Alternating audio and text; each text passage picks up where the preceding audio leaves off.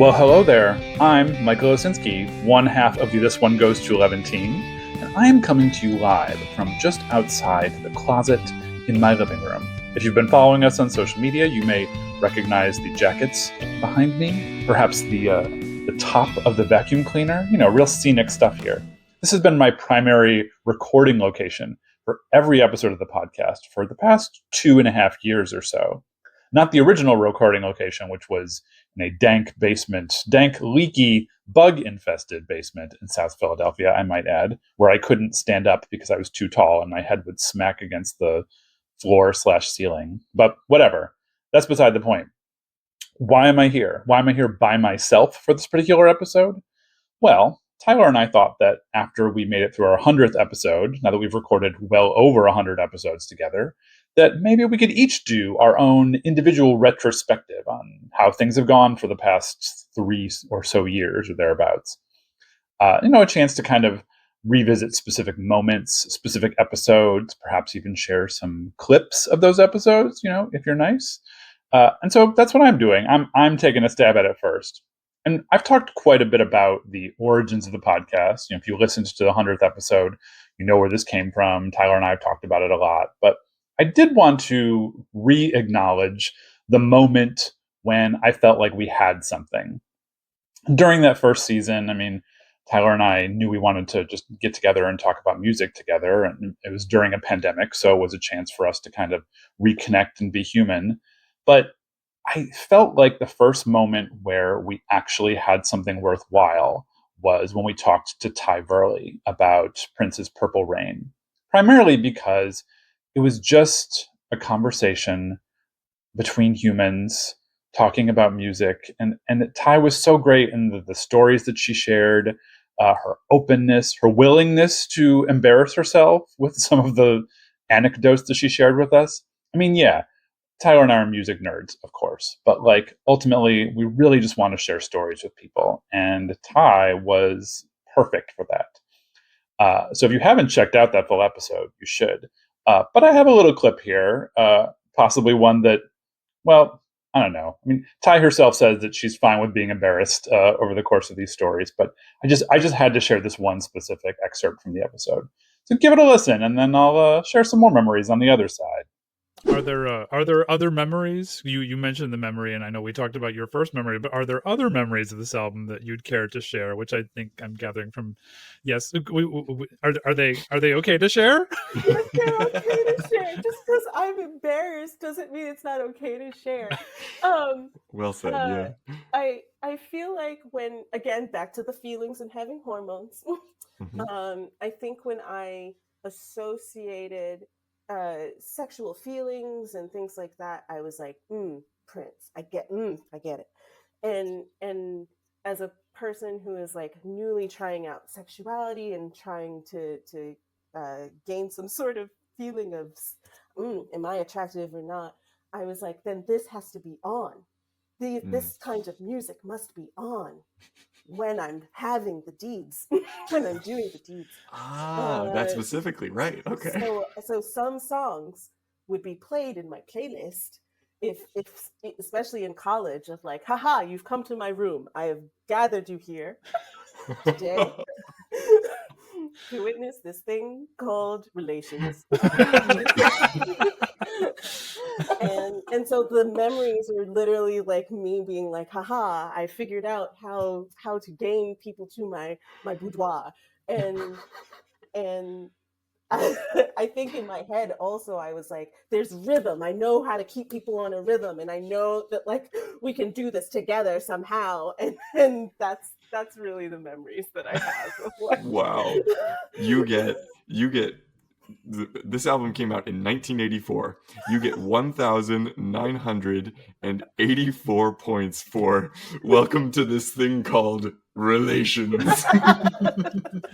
I think she should also get the whole rhythm section. I think that should also be on the scorecard. Oh, it's down. It's down. You get the whole rhythm section. Oh my word. Oh my word, Ty. So it's not embarrassing. It's just more like you're not to say like, oh, you're young and you don't know, like that music probably has nothing to do with the reason why the person is staying in your room, or even came to your room. But I was like, somehow Prince is going to make sure this person stays and comes back. Yes. Well, dear listeners and viewers, I have decided to move outside for this portion of the episode, and we will find out very soon if I will regret that, either because a bird decides to drop something on my head, or because the wind blows against this microphone and creates a super enjoyable listening experience for you. Hope you're not listening to this in your earbuds. Oh, speaking of that, I probably should have given you a heads up about that clip. The audio quality. It was season 1. Audio wasn't that great. We were still figuring some stuff out. Because, honestly, we don't know much about editing. We've been teaching ourselves how to do this on the fly, buying equipment that was recommended to us by someone on the internet, and just figuring out how to use it all ourselves with, tutorials and whatnot. And, I think we've done quite all right for ourselves. So, yay us. I think one of the things that I've enjoyed the most about doing this podcast has been I've had so many opportunities to reconnect with people that I've known from college, from my formative years when I was figuring out who I am, and when it was okay to just stay up really, really late in each other's dorm rooms and listen to music. Or every once in a while there was a Burger King and a Dunkin' Donuts that was just off campus, and sometimes late at night we would go there and they would have, I think they had jalapeno poppers at Burger King, if you can remember how long ago that was. And then if we went to the Dunkin' Donuts, they would just give us extra free donuts, especially chocolate munchkins, which we used to say had a crack glaze on them because the sugar glaze on them was so good. We figured it had to be crack. But anyway, where was I? Yes, my formative years, reconnecting with people from college about music. It's just something I've really enjoyed. Like, those are the episodes where I feel like, I don't know, I just feel most like myself when I'm talking to those people. Like, when we talked to Deidre about the Indigo Girls album, Deidre and I went to go see Tori Amos and Alanis Morissette together, and we have all sorts of other musical memories from doing theater together. Christian Padone, who we talked with about the Pixies album, Doolittle. The first time I saw Pearl Jam, it was with Christian. Or Kristen Bonstein, who technically I never saw a concert with. We talked about The Cure with her, but she was in the final show I did before I graduated, a show called Stupid Kids by John C. Russell, which had a pretty excellent music soundtrack, if I do say so myself. But that is honestly where we started to. There's a character who bases her whole identity around Patti Smith. And, that was a thing that we both learned about as a result of doing that show. My friend Maddie, who we very recently talked to, who I would say I have more of a theater connection with than a music connection with, but to get to talk with her about an album was not something I thought was going to happen on this podcast. And, of course, Meg, who I'm sure we will be featuring again on this podcast at some point, because she and I met over Pearl Jam when we were, I think it was her beginning of her freshman year, when the activities fair was happening on campus, and she was wearing a Pearl Jam shirt that had the Yield sign on it, and I, we connected right away based solely on that. And a few decades later, we're still friends, and I don't know, you'll hear from her again. The one person, though, that I do want to focus on is probably the person who is most responsible for introducing me to new music while I was in college, and that's my friend Nitsa. And I felt really bad that we weren't able to talk about a Radiohead album or a Sleater-Kinney album, because those are two of her favorite bands as well. But we just, we had already covered some of those, so we couldn't talk about them. But I was very glad to get to talk to her about Nine Inch Nails' The Downward Spiral, and to realize that we both acquired albums via BMG and Columbia House during that time in our lives.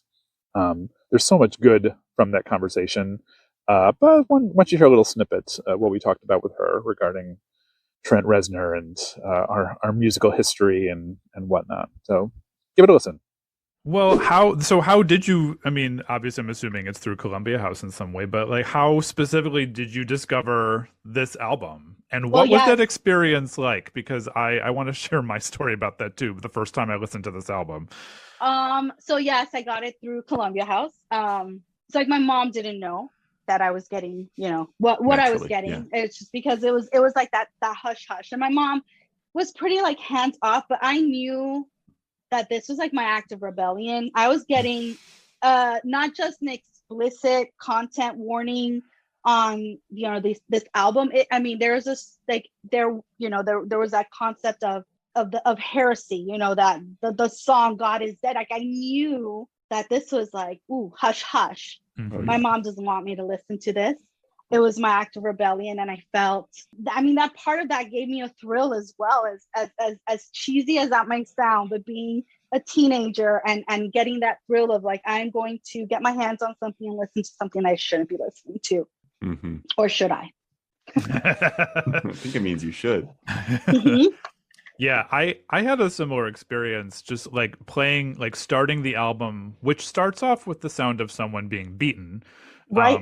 Like I immediately thought, oh, I don't think I can listen to this when my parents are around. And then when I got to the song Heresy and he's screaming God is Dead, I'm like, Mhm. no, I definitely can't listen to this when my parents aren't. And then I get to Big Man with a Gun, Uh-huh. and I'm like, okay, nope. I'm only listening to this on headphones from now on. Yep. Because I wasn't raised in the exact same sort of religious household you were, but being raised Catholic and going to Catholic school for 13 years of my life, like that was this album was not going to fly in the Osinski household if I played it out too loudly. Which then changes it, because then we were listening to this on headphones, and so how much more intimate can you get to something when it's like right in your ear, Yeah. and you're experiencing it in this like intimate way, because no one else around you can hear what you're, and so now you're having this private experience with this album. In listening to albums in preparation for any given pod episode, I've tried to listen to it a bunch of different ways, and sometimes in the car, sometimes while doing something else, sometimes while sitting in a very concerted way, and actually just absorbing it kind of like you would a film, which isn't often how I consume music these days. But this one sort of lends itself to that, because there's a lot happening, there's a lot of layers happening, and it's overwhelming. By the overwhelmingness seems by design. Like you want to kind of be submerged in this sort of soundscape so that you can absolutely, so that you can experience it that way. I didn't know that that's what the purpose was, but like when you look at how Trent engineered it, like all of the little like the layers and where they're coming from, like the sound is supposed to just encapsulate you, and there are so many things in there, like layers that are so subliminal, but they're there to get you to feel uncomfortable. And like that's like the key, like the whole purpose is to put you in a state of tension, so that you're feeling that tension of the artist while you're listening to his like descent into madness. Hey, dear listeners and viewers, thought I would take you on a walk through Canton, New York, where spring refuses to appear, at least as of early April. Specifically, we're walking down the train tracks that go through town, feeling my my Twin Peaks fantasy here as we walk. I can find David Lynch in anything. Also, R.I.P. David Lynch. In any case, part of the experience of making a podcast has been realizing just how much content we have to generate. I mean, social media, of course, but also like, I don't know, I just feel like I could say other things about how there's too much content in the world, and that's why we have all such short attention spans. But in any case, Tyler and I thought there must be a way we can generate content in a way that doesn't feel like we're selling our souls to the internet gods. And that's how we came up with a segment we called Back to One, which is sort of a play on numbers. And like if you're filming something and you have to go back to where you started, they say, okay, back to one, everybody, in case you didn't get the reference. Just a chance for us to sort of tell our own personal stories about the music we may have covered that week or the artist we covered that week. And I swear to you, I did not plan for almost all of my Back to One episodes to be about me being gay or me coming to terms with that or whatnot. But somehow that's what it ended up being. You should listen to the Back to Ones I did on Tori Amos and Sufjan Stevens for a real deep dive into that. But I still think possibly one of the best things I've ever written, and maybe my favorite of our Back to One episodes, is the one that I did about Rufus Wainwright. Another college friend from my formative years, Annie DeMario, the person who introduced me to Rufus Wainwright. I tell the story of the exact moment that she introduced me to that artist and to his first album. And, over the course of having a conversation with her, discovered that she had saved many of the handwritten letters that I had sent her when we were in college. Moments like that are just, I can't even describe how magical they are to me when we are recording this podcast. But I will say that Rufus Wainwright played a very significant role in my life when I was figuring out who I am and coming to terms with that and being okay with that, and figuring out how I was going to tell others about that. And, I'm just glad that there was a musical artist who was there with me through it, along with all my friends in college. So I thought maybe you could hear a little clip from our conversation with Annie about Rufus and about a different album, but also about all the stuff that she saves and all the handwritten letters she had that I had written to her. So anyway, I'm not stop talking. You should listen to her. Listen to us talk about Rufus. Go listen. I remember exactly how it happened. That first album came out the summer of '98, I think in July, maybe June. And that summer, I was an apprentice at the New Jersey Shakespeare Festival. I was an acting apprentice. I'm sorry, the Shakespeare Theater of New Jersey, nay, the New Jersey Shakespeare Festival. I was an acting apprentice. And, apprentices, they do all kinds of crap throughout the summer. And one of the directing interns, Hans, who is still a friend of mine, was directing Cecile by Jean-Louis, and I was his soundboard op. And he's like a music guy, and he keeps up on everything. And most of the music he used for Cecile was from that album, from that debut album. That was the first I ever heard Rufus Wainwright. Nice. He used at least 3 songs that I remember, including a snippet from Millbrook that was like the transition. So I was sitting in the commons to this black box theater, playing these sound cues over and over again during tech, and I remember loving it right away. I was like, who is this guy? This is, and it was brand new.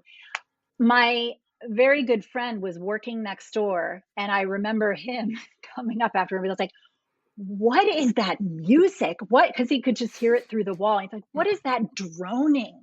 Like, what is that voice? And he came to be an enormous Rufus Wainwright fan. But I think that is important. A lot of people, I feel like, had that reaction when that first album came out. The sound of it is so different. The sound of his voice. I don't even think about it anymore. I'm totally used to it now. Yeah. But he had that reaction, and I had a lot of people have that reaction and then grow to love him. So that's how I came to know him. And I was like, I have to get this album. And I remember that Hans, because I was actually playing as a soundboard off the CDs on a CD player. There was no mini discs were to come shortly thereafter. But this is still CDs. I love it. And it was awesome. But this CD that Hans had was like the case. It was not a jewel case. It was like a paper case, and it had 2 pictures from his childhood, including one where he's a baby and you see the front of him and it's Loudon playing guitar. You see the back of his dad, and it's just like this baby listening to the guitar. Rufus. So I went out, and it's a great picture. The whole album, it's like, it's the actual physical album cover. It's got all this like Victoriana, and it's very elaborate. And I went to the record store at the mall to buy this, and I got one in a jewel case, and it didn't have those 2 pictures. It had the booklet, but the pictures were included on like a fold out, which the jewel case didn't have. So I had to go back eventually and find the other one. So I had 2 copies of this CD, and that's how I came to discover Rufus Wainwright. And I have something very special, actually. I save all ephemera. It is, or just tell. I knew I had a letter from Mike at the time that Poses came out in 2001. Yes. And it came out the same day as Amnesiac. So it's a big day for us. It was a big day, yes. June 5th, I remember. And I remember that you sent me a letter, and I know specifically that it said something about you weren't sure about the album yet, but he sure does look cute on that album cover. And I really wanted to find that letter, and I couldn't find it, but I did find this from December 1998. Oh my And God. What are you about Mike to share? Ozinski, other than that, vacation is swell. Oh yeah, by the way, with all that non-existent money I have, I went out and bought the Rufus Wainwright CD. You were right, it's so good. So I can tell you exactly Whoa. when you discovered Rufus Wainwright. Oh my! I couldn't believe how many letters we wrote to each other, Mike. Like, so many letters. Like handwritten letters, right? Yeah, look at that. Oh my God. Syracuse, New incredible. York. I think over like breaks, like January break and summer breaks, we would write each other letters. Well, yeah, because I mean, once I got to Drew, like breaks were rough because I just became such a different person when I got to college that when I left it, even for like a month, I was like, where the hell am I going now? I can't, I just don't feel like myself anymore. And oh no, I would have been out by then. I was out by then, but it was rough. It was shaky. So that is also addressed in the letters. How could it not be? 50,000 points for that. Oh, hey, look, we're in my office. Isn't that exciting? You know how you can tell it's my office? Because of the Radiohead artwork on the back wall. That's how you can tell. Also because the desk is a mess, but whatever, we're not going to focus on that. We're going to focus on continuing this episode here, which I have to say, doing video, it's weird to me, not only because I'm old, but also because being perceived is scary, but also because, I don't know, like so many people are out there sharing their opinions about lots of things. Like, why does my opinion need to be out there as well? And that's why I'm just trying to keep this short as I can as we take this walk down memory lane.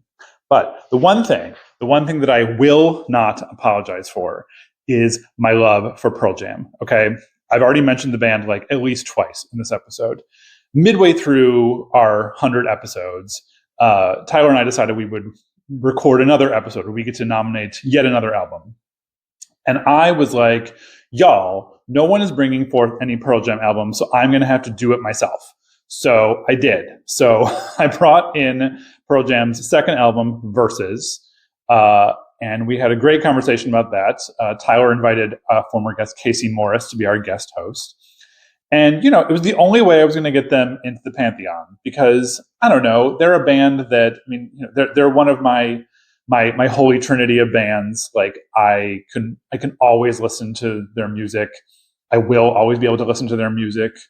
Not a huge fan of Gigaton, that album, but the rest of it, pretty great.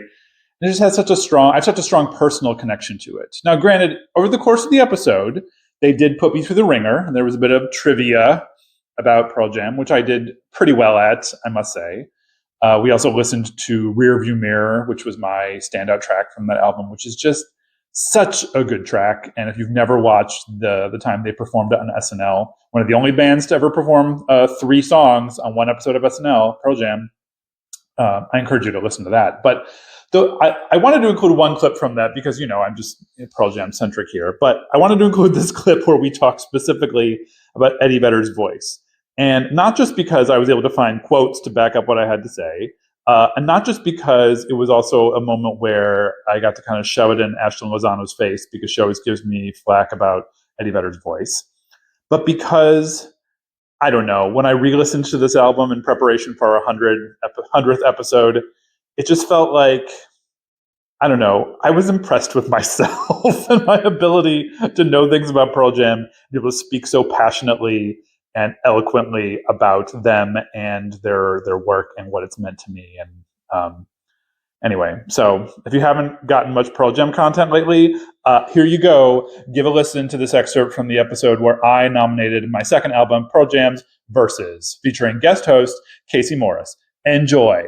Vedder's voice. We have to talk about Vedder's voice. Okay, yeah, let's transition to that. So what is it about his voice? Well, I think his voice is incredible. I mean, in that it brings so much energy. I mean, Rearview Mirror is a great example of this. There's so much emotion, and there's But I think because of all of the bands that preceded, that came after grunge, that copied him, Scott Stapp, he screwed it up. We don't use that name on this I'm podcast. sorry, Voldemort has to be said because it's not just him. The guys from Candlebox, all Days of the New, everybody had a different take on it, but everybody did that really, glottal, like wah, thing that Vedder does. That's naturally inherent to his voice. And the reason why I'm defending Vedder, I'm defending Vedder because when you hear him speak, his speaking voice and his singing voice, you can tell it's the same guy, right? Yeah, they match.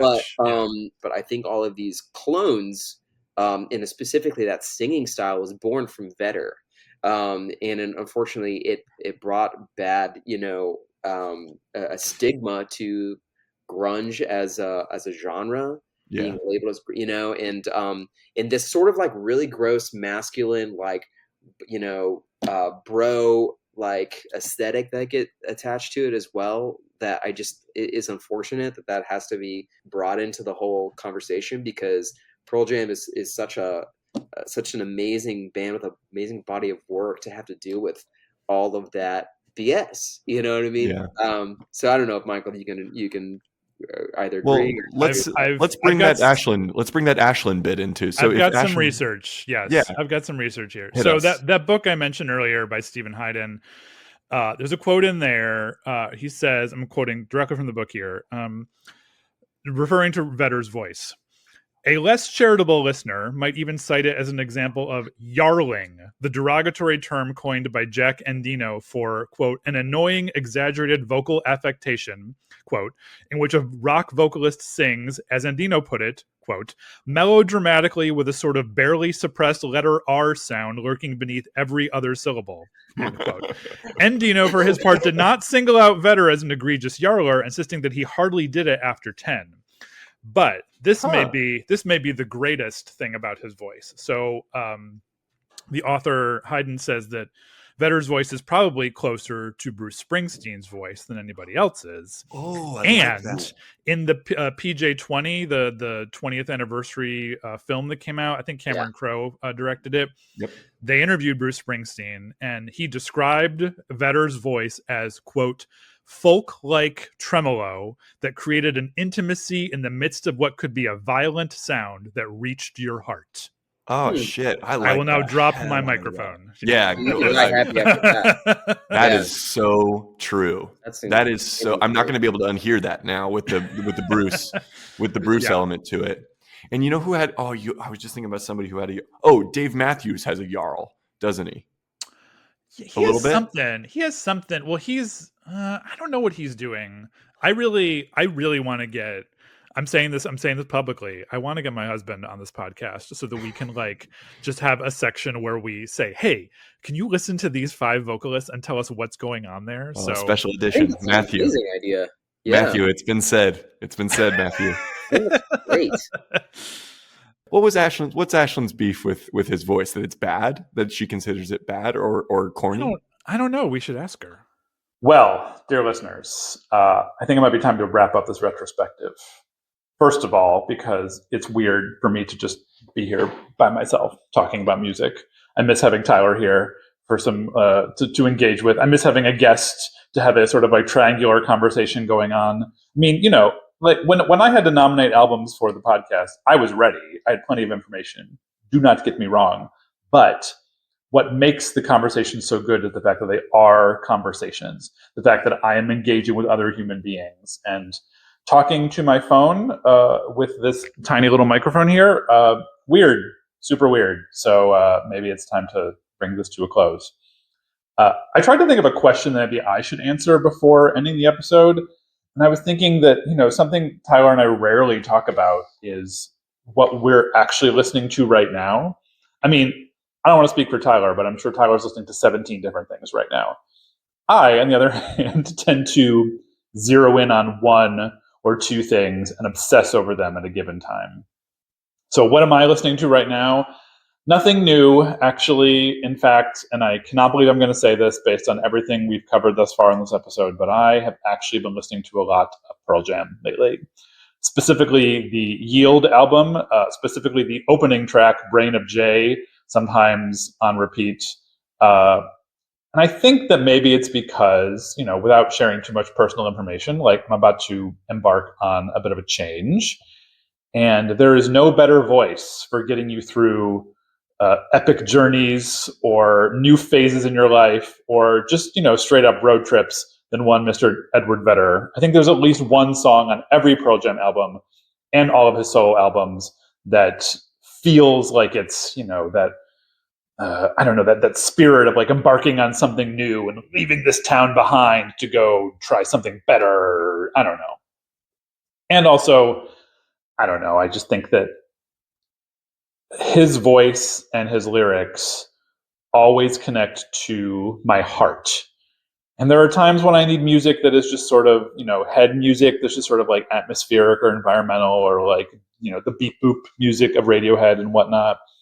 And sometimes I need the like pulsating anger of a Nine Inch Nails. But right now I just need something a little more human and humane. And there's no better band for that, for me anyway, than Pearl Jam. So that's what I've been listening to lately. Shocker, I know. But I want to take this opportunity, first of all, to thank all of our guests who have, given up 90 minutes of their time, sometimes late on a weeknight, sometimes on a weekend. They've had to get up earlier just to talk with us for 90 minutes about an album they love and about music in general. And we don't pay them, so thank you for that. Thank you to Ashlyn Lozano, Casey Morris, and Evan Saudi for guest hosting some episodes over the course of our 100 episode stretch. Again, didn't pay them. So, well, they got a t-shirt, but that's not the same. Thank you to Damien Figueras, who has provided all of the theme music that we've used over the course of these 100 episodes. 2 different theme songs, I might say. And also he, appeared as a guest on one of our most listened to episodes about Carole King's Tapestry. Thank you to you, the listeners and viewers, for taking time out of your schedule to listen to Tyler and I just, talk nonsense and some serious things about music, but also a lot of nonsense, and for committing to our podcast, especially those of you who have listened to almost every episode. And, I got to thank Tyler because I could not do this without him. And I'm so glad that when I, pitched this idea to him mid-pandemic, that we were able to come together and do this, because also we don't pay ourselves to do this. So this is all out of our love for music and our love for each other. And I am looking forward to doing 100 more with you, Tyler. So thanks. Thanks for helping to keep me sane over these past few years. So I guess that's all for today. So perhaps the only thing remaining to say is bye.